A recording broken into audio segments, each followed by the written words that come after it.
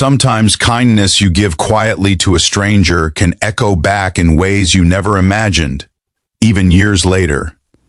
Rain drizzled softly over the sleepy little town of Rosehill as Emma wiped down the cafe counter for the night. The Maple Leaf Cafe had been her second home since her mother passed away. She was only 26, juggling bills, loneliness, and a business that barely broke even. Yet, every evening before closing, she packed a small brown bag, whatever leftovers were left from the day, and placed it outside near the alley next to the old brick wall. She never told anyone, never posted it online, never looked for thanks. She just knew that every morning, when she came back to open the cafe, the bag was gone. And sometimes she'd find a neatly folded napkin on the step, with a small thank you written in shaky handwriting. She had no idea who took the food, but she didn't need to know. One evening, as the last customer left and the cafe quieted down, Emma looked through the rain-streaked window. There he was, a frail, gray-haired man, maybe in his 70s, sitting quietly across the street under the awning of a closed shop. His coat was too thin for the weather, and his shoes looked worn. She hesitated, then grabbed a takeout box with some soup and bread and walked out. "Excuse me, sir," she said softly. "Would you like something warm to eat?" The old man looked up, startled, as if no one had spoken to him in years. "For me?" he whispered. "Yes," Emma smiled. "I own the cafe across the street. Please take it." His eyes welled up. "You have a kind heart, miss. I used to eat soup like this when my wife was alive." That night, Emma didn't know that her small act of compassion would start something life-changing. Days turned into weeks, and it became a quiet ritual. Each night, Emma made sure the man, whose name she learned was Mr. Harris, had something to eat. He never asked for anything, and she never treated him like a charity case. They talked. Sometimes about the weather, about his wife who passed away, about the park he used to play in as a boy. He'd sometimes help her bring in chairs before closing, though his hands trembled. The townspeople noticed but didn't say much. "That girl's too soft-hearted," muttered one of the cafe regulars. "Feeding some old drifter won't pay her rent." But Emma didn't care. She couldn't ignore someone's hunger just because it didn't make financial sense. Then, one cold winter morning, the black car came. It was sleek and polished, clearly not from around Rosehill. It pulled up right in front of the cafe, just as Emma was unlocking the door. The driver stepped out, a tall man in his 40s, wearing a tailored coat and expensive shoes. He looked around and walked straight to her. "Are you Emma Carter?" he asked. She nodded nervously. "Yes, can I help you?" The man smiled faintly, though there was sadness in his eyes. "You already have." "My name is David Harris. I'm here because of my father." Emma froze. "Your father?" He nodded. "He passed away 2 nights ago." For a moment, Emma couldn't breathe. The image of the frail old man smiling over his soup flashed through her mind. I'm so sorry," she whispered.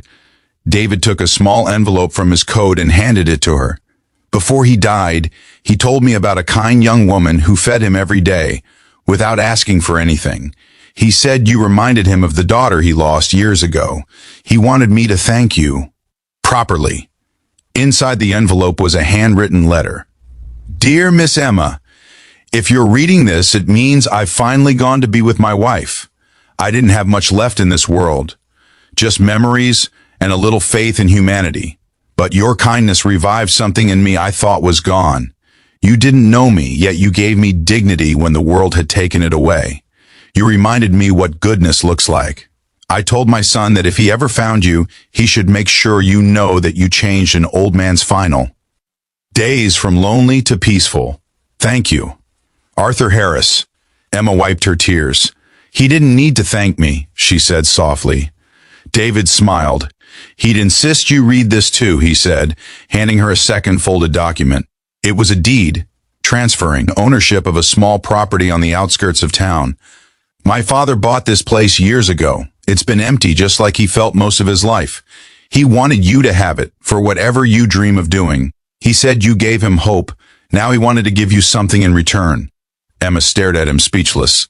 "I can't accept this." David shook his head. You already have. He made me promise to deliver it personally. Said it was the only thing that would let him rest easy. Over the next few weeks, Emma visited the little property.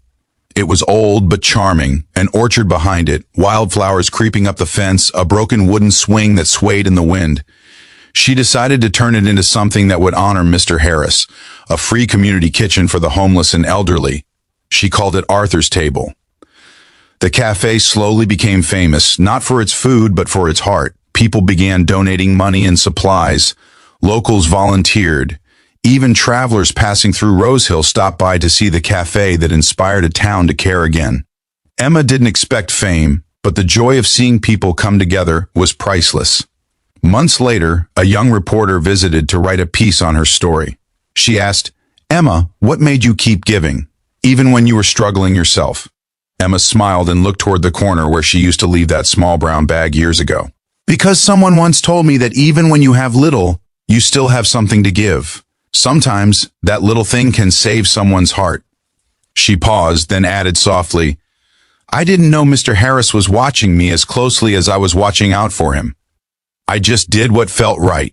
As the sun set behind the maple trees, Emma lit a small candle on the cafe's window ledge, next to a framed photo of Mr. Harris that David had given her. The warm glow reflected off the glass, casting soft light across the tables. Every night before closing, she still packed one extra meal and left it outside. Not because she had to, but because it reminded her of why she started. And every morning, when she opened the cafe, the bag was gone. Sometimes she wondered who took it now, a traveler, a lonely soul, or perhaps just someone hungry for kindness in a cold world. Closing message. Kindness never disappears. It travels from one heart to another, sometimes in ways we'll never see. Be someone's reason to believe in good again.